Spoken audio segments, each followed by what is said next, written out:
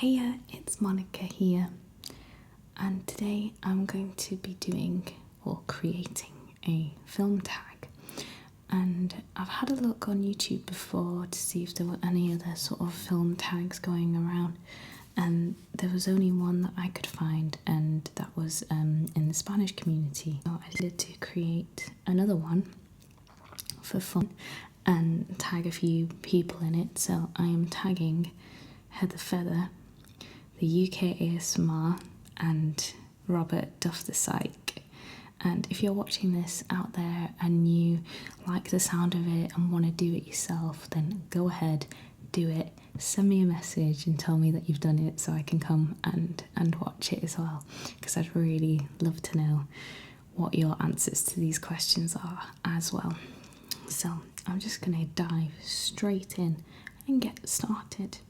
So the first question is kind of a cliche one I tried to go with, which is favourite 60s, 70s, 80s and 90s film. So 60s, I'm going to go with Rear Window, Hitchcock. 70s, it's a film I watched quite recently, like not even that long ago, but I really liked it, and that is The Warriors. Couldn't believe I'd never seen it before, and I thought to myself, wow, this is a film that I just feel I could watch on repeat over and over and over again. 90s, oh, that's a hard one. Favourite 90s film? The Goonies. Favourite ASMR moment in a film, or favourite relaxing moment in a film? There's quite a few I can think of. So there's a scene in The Dreamers where Eva Green, she's serving food, and I really like the way she sort of, you can hear the sounds of her picking up the food and like it falling on the plate, like you hear the sound of the food like dropping on the plate. It just really works for me. There's a scene in Splash where she's a mermaid and she's filling up the bath, and she pours like salt into the bath, and then she gets in and she's like brushing her hair. It's got great sounds in it, and also, you know, seeing her like brush her hair is really relaxing. And there's a scene in The Secret Garden. I don't know if you've ever seen The Secret Garden. It used to be something I watched a lot when I was a kid, actually. And there's a bit where there's a part that's set in like a mansion, like a big manor house in a remote place in England, in the country, in Yorkshire, I think. And there's a big part of the house that's like closed off, it's gone derelict. And there's a bit where the protagonist, she explores the house and she finds herself in a bedroom, and she's like picking up all the things off the dressing table and like opening little wooden drawers, and there's lots of like crunchy like autumn leaves around, and there's like birds in the bedroom and they like flap, and yeah, it's just full of like great sounds. Obviously really good Foley work there. Best duologue scene. Oh, I remember this when I actually wrote the question. Okay, it's in Rules of Attraction, and it's when, I forget the characters' names, but James Van Der Beek is playing one character, Shannon Sossaman is playing another, and it's split screen, and you kind of see the two of them wake up and get ready in the morning, and then eventually they like run into each other in a corridor, and then they talk to each other, and it's still split screen. It's awesome. And then eventually like the camera pans out and it becomes one shot of the both of them talking to each other. I really love that because it's like it's the first time they meet, and the way it's shot is interesting. Favourite set in a film? I'm just going to go with my instinct here, and that is Marie Antoinette, Sofia Coppola's film, because they actually shot it in the Palace of Versailles, which is awesome. Like, that's amazing. That set is just so far beyond belief. Anything that is reality to me, that I just find it so cool. And I really like the way that sort of period style looks. So lavish and ridiculous and beautiful. Funniest comedy. Now, that's really hard to say because it depends what kind of humour that you have. And there's a lot of different films that I find funny for different reasons, but I'm going to name a couple. Maybe Napoleon Dynamite, Superbad. There's something else knocking around in my brain. I want to say the Ricky Gervais Show, but that's not even a film.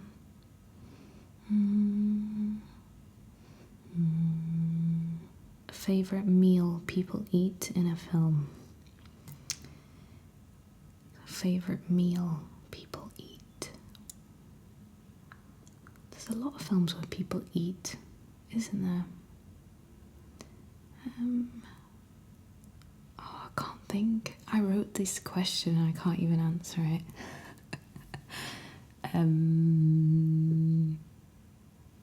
Favourite meal. Oh, what do people eat? I'm trying to think back to like a pivotal scene where people eat something. I can't even answer it. I'm sorry. If you can do a better job at answering that, I will forever be in your glory. Favourite score from a film. Favourite score. Ooh, I know. I'm gonna go with American Beauty, Thomas Newman. Or even, I was about to say maybe Erin Brockovich, which is also Thomas Newman. I really like Thomas Newman, so I'm gonna go with American Beauty because I feel like it's really iconic for his work. What actors have you binge watched the most? Michael Pitt, James Franco, Ellen Page. What directors' films have you binged the most? Probably David Lynch or Gus Van Sant, I think. Them two. A character that you love. That's easy. I think Juno. Ellen Page, when she plays Juno. I absolutely love that character.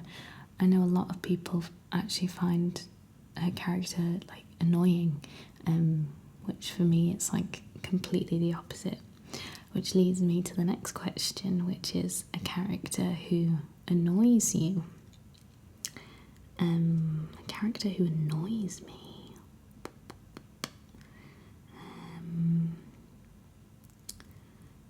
Who annoys me? Somebody annoy me. I mean, there's a lot of frustrating characters out there in the world. Oh, I know. In The Beach, Tilda Swinton's character, what's she called? Sal? I think Sal. In the book, the character's very different, and in the film, I don't know, she was a lot colder, a lot coarser, and it really annoyed me. It really annoyed me, but I do love Tilda Swinton. The fact that she annoyed me means she did a good job. Favourite bad guy? Favourite bad... Ooh, Wesley Snipes in Demolition Man. Wesley Snipes is awesome in Demolition Man. He's like the coolest bad guy ever, wearing full-on sort of 80s futuristic neon. It's truly something amazing if you've not seen it. A film you can watch over and over and over again. There's a lot of films I could watch over and over and over again, but I'm gonna go with Rosemary's Baby, which is my favourite film, and I've watched it so many times, I could just keep watching it and watching it. And watching it over and over and over. Favourite film as a child. I think I had a lot of favourite films. I'm a person where I go through phases where I'll watch the same film a lot over and over again. But I guess a really significant one would probably be Labyrinth. I used to watch Labyrinth a lot. And like most of the other films that I used to watch again and again, I used to watch them with my brother and sister, who also used to watch them like continuously, whereas Labyrinth, I think, was like, it was mine. It was like my film. Nobody else ever really wanted to watch it except me. So Labyrinth. Oh, another one, Mannequin, with Kim Cattrall in it. I used to love Mannequin as well. Favourite bed in a film. So there's a lot of sets to choose from. I'm gonna go with one that was in The Science of Sleep,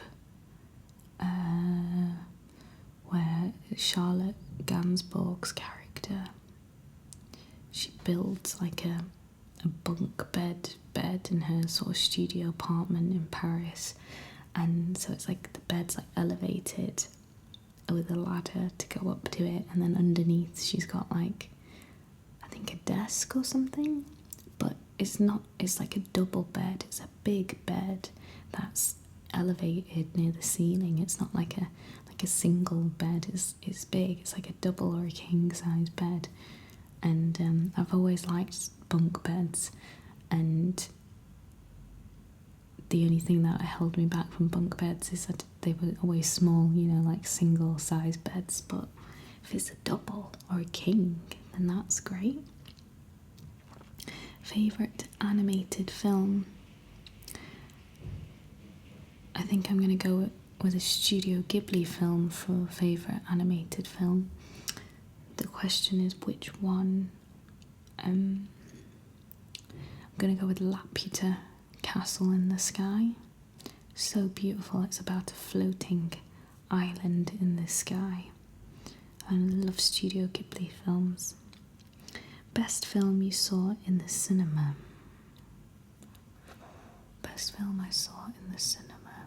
It's really hard to say, because sometimes the cinema is not necessarily the film being great, it's the experience of being there in that moment in time and experiencing the film and the atmosphere it gives.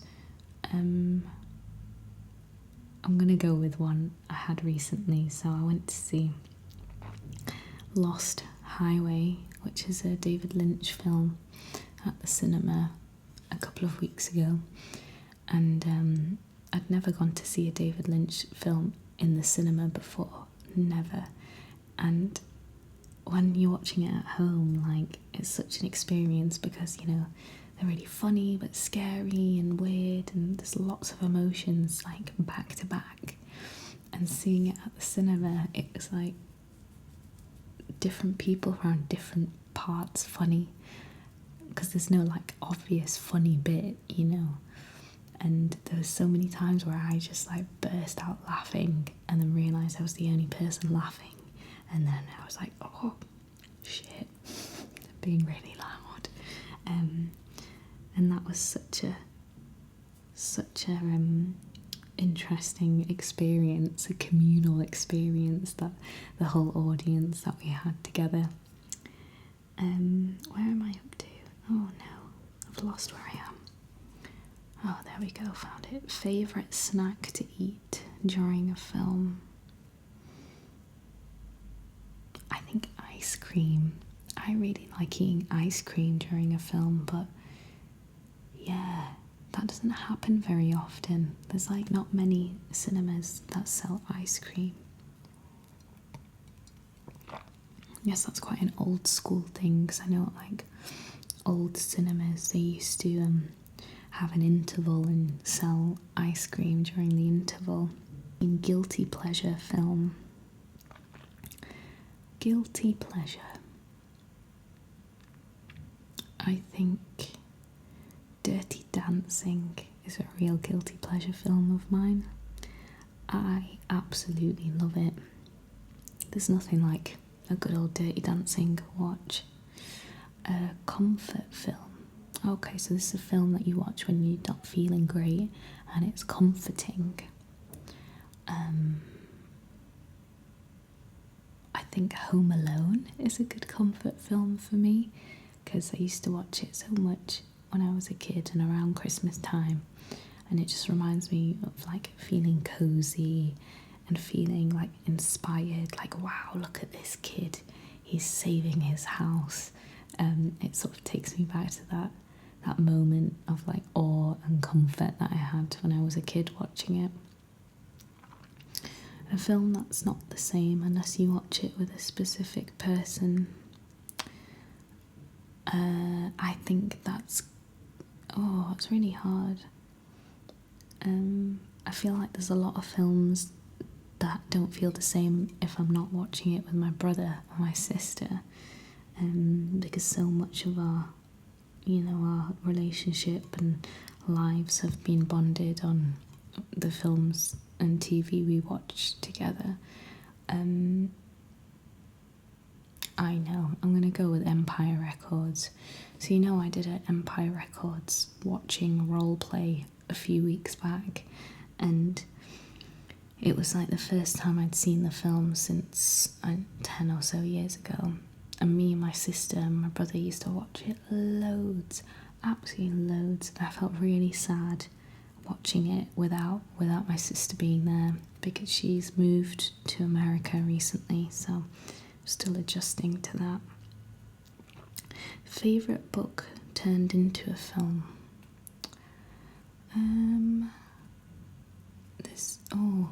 There's one called I'm Not Scared, and it's an Italian film, and the book is written by an Italian writer called Niccolo Ammaniti, I think. Niccolo Ammaniti. And it's amazing. It's like the first film I've ever seen where it measures up equally on par to the book. Like, they've done it to the T. They've not changed the story. They've highlighted all the sort of subliminal themes that are in the book, and nothing is lost in translation between this book and the film, except maybe the fact that they were both originally in Italian and I'm watching English subtitles and reading a translated English version of the novel. Other than that, I think it's perfect. If you've not seen or read it, I'd strongly urge you to watch it and read it. A favourite black and white film. Yeah, I was thinking about this earlier, thinking about what to choose, and I think I'm gonna go with Coffee and Cigarettes by Jim Jarmusch, directed by Jim Jarmusch. It's like a combination of short stories, of vignettes. They're called little short scenes that are all centered around people smoking cigarettes and drinking coffee. And there's loads of great people in it, like Tom Waits is in it, Iggy Pop, Kate Blanchett, Jack White and Meg White are in it, and the Wu-Tang Clan, and Bill Murray. And am I missing someone? I'm definitely missing someone because there's so many people in it, but I just can't think. Who am I missing? Kate Blanchett's section is awesome. She plays two cousins. She plays both characters in the scene. Brilliant. Favourite sci-fi. So there's a sci-fi I watched recently, a short film. It's called A Nearly Perfect Blue Sky. and it was a French film. I mean, it was like 35 minutes long, and it was brilliant. It was like the best sci-fi I've ever seen. It's very hard to watch though, because, well, I run an international short film festival. I work for one, and it was one of the films that we came through to us in our submissions, and we all loved it, and we played it at our festival screening. So it's actually like not released online, but it's called A Nearly Perfect Blue Sky, and it's by a director called Quix, I think, Quixx. Number 26, favourite all-round film you can watch at any time in any mood. So I guess this is like an ultimate film. If you could have an ultimate film, it's really hard to choose. But this is the last question then, so I had to like try and make something I don't know, conclusive. I keep always looking over to my DVDs.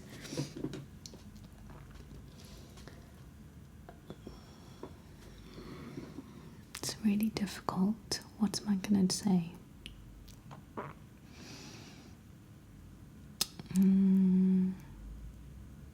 All-time, all-round film you can watch at any time in any mood. In any mood.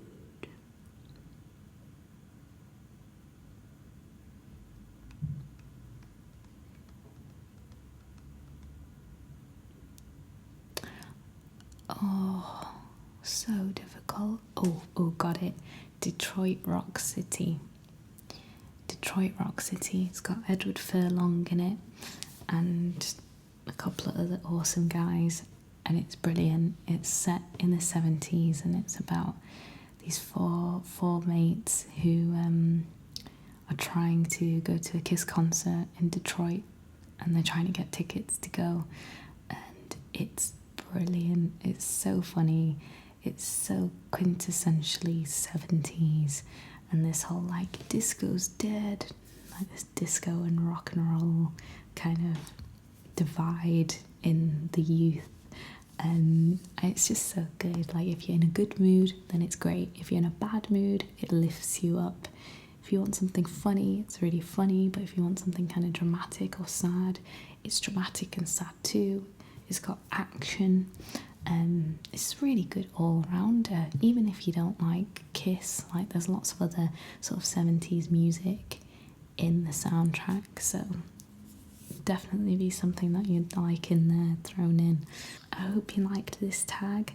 Feel free to do it yourself and send me a message so that I can come and watch it when you've made it.